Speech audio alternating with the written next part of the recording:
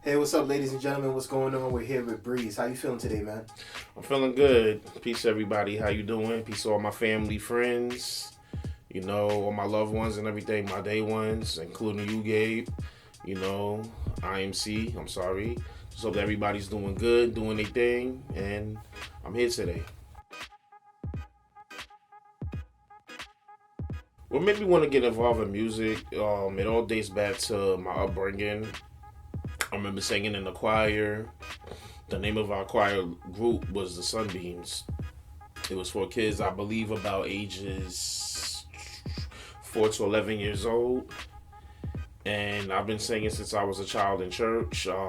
One day, somebody told me that in church that I had a talent for singing, and I had met up with my boy E, and he was telling me about you. He told me about you, how you had a group and everything, with him included, how y'all was doing music and, we offer all this different creativity and, singing and rapping and everything. And I decided to become part of that group, and here I am today. And this was in 2012. We met in 2011, and the group was formed in 2012, and here I am 8 years later, still in full effect.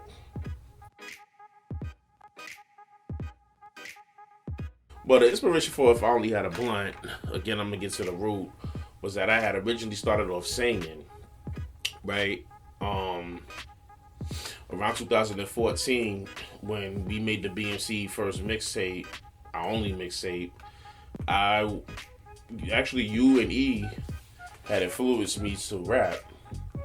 And I said to myself, wait a minute, let me give this a chance to see how this will do. And I rapped on the first mixtape, and I had to improve myself. But one day I was talking to a friend, and I was thinking about doing something comical. I remember watching Ice Cube and the movies that he did on Friday. I remember listening to Afro Man with Because I Got High. And I said, well, let me make it something comical about smoking weed and everything. And I said, all right, wait a minute. Okay. I thought about the Wizard of Oz. Okay. The Tin Man doesn't have a heart. Dorothy doesn't have a home. Lion doesn't have courage. Scarecrow doesn't have a brain. So, with me, the black dude on the scene, the homie on the scene, I just said, all right, well, if I only had a blunt, I'll be good. Well,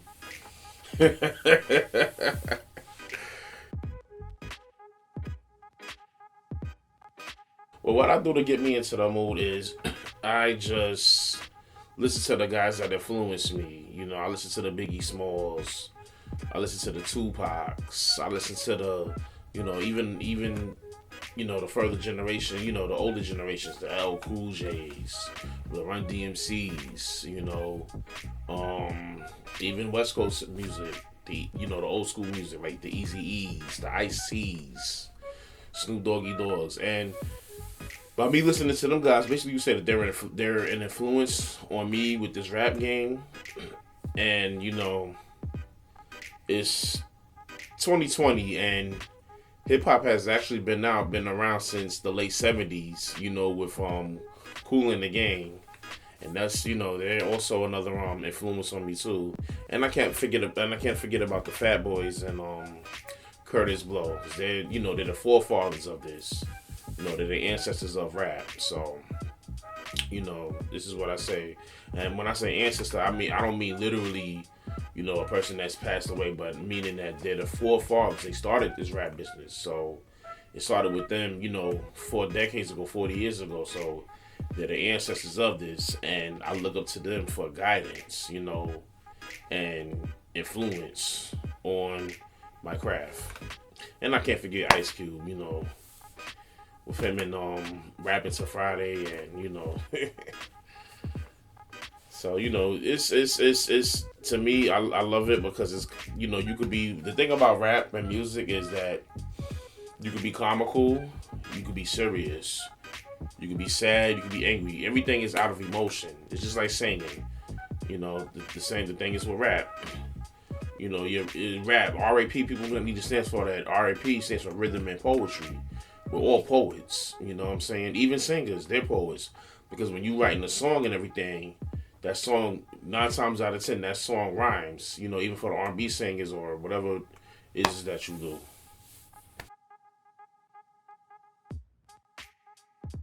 I feel that I don't even consider it beef.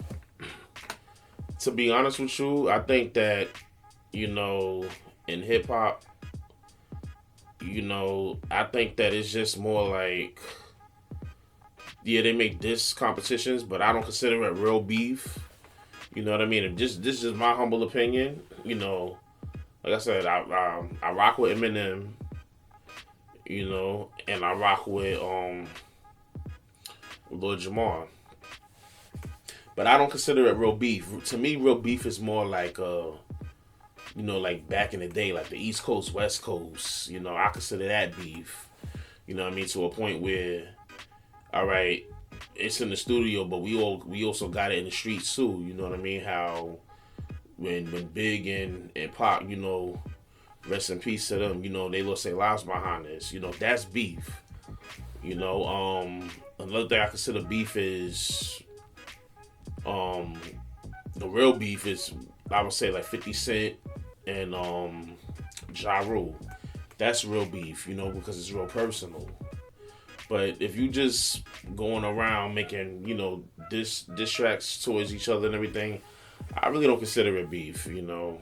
Beef is really when, you know, I see you or you see me, you know, somebody's going to the hospital or somebody's going 6 feet under, you know. Well, as me being conscious and everything, I would have to say that the death of Pop Smoke was a very cowardly act. And the reason why I say it's a cowardly act is because, all right, from what I've heard and what I understood, that something about how he had his address online or something like that to that effect. I'm not too familiar with the background of the story because I'm still trying to, you know, gather the information on it myself. But rest in peace to the young brother. But I also felt that it was a cowardly move because, you know, with rap and everything, we heard each other, and you know, Pop Smoke was a young upcoming black artist who lived in Hollywood Hills. I think that's where he lived, Hollywood Hills, and you know, for his killers that killed him and everything, you had all those white folks that lived in that neighborhood and everything, but you wouldn't target that one black person that lived there, and I think that that's very cowardly. You know, I think that us in the black community, we're very cowardly. Like, we're so quick to attack and hurt each other and everything.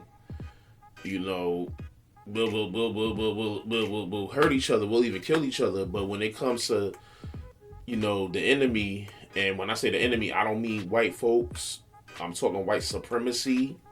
I'm talking about anybody that's anti-black or anti against our movement and everything. When they come against us and everything, we always give them a pass.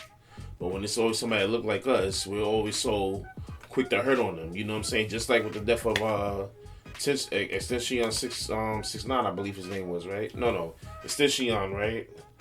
XXX, yeah, whatever his name is. Yeah. You know, I felt that his death was cowardly, and you know, like I said, you know, we need more positive vibes in our movements. You know, rap is supposed to bring us together because that's what it was about back in the 70s. It was about bringing people together. You know, when we had the block parties, when we had different things going on, we need to come together more, and you know, we need to protect each other. Instead of hurting each other, we really need to protect each other, and we really need to stick together. And I'm not just saying this in the hip hop community, but I'm saying to us as a people, this is what we need to do. We need to break that chain of violence. That's a good one. The message that I would give to this generation is to stay strong. You know, I believe that this generation is strong. You know, I believe that we do need to stick together more, as I've just said in the previous question. And, you know, if we could work together, we could make things happen, you know. We're you know, the hip hopers came a very long way, especially, you know, back in the day when they thought that hip hop wouldn't even last this long. You know, now we're going on 4 decades of, you know, hip hop and rap, you know, and, you know, I'm seeing it going to higher heights and deeper depths. You know, I'm not a big fan of the whole mumble rap thing. You know, I was born in the 80s and raised in the 90s, so I'm more of that, you know, going lyric for lyric thing, you know. But to the youth and everything, you know, shout outs to the youth, you know. Shout outs to all the youth and everything. You know, I got nieces and nephews that's in this upcoming generation. And, you know, we just need to keep it going, you know. You know, our parents passed us the torch. When we get a certain age, we're going to pass to the younger generation. And, you know, keep that flame alive. We got to keep it going. Add more charcoal to the fire if you can. But, you know, we can do it. We can do it. Like I said, rap has lasted 4 decades, and I would love to see it last 4 more decades. Hopefully, I'll be here 4 more decades. Well, I certainly want to thank you for being here this evening, for taking the time out to just be here. It's very important, and hopefully in the future, Okay. we can do more interviews like this. I want to thank Breeze for being here, and this is the IMC, and we're out. All right. Peace. Thank you. Peace.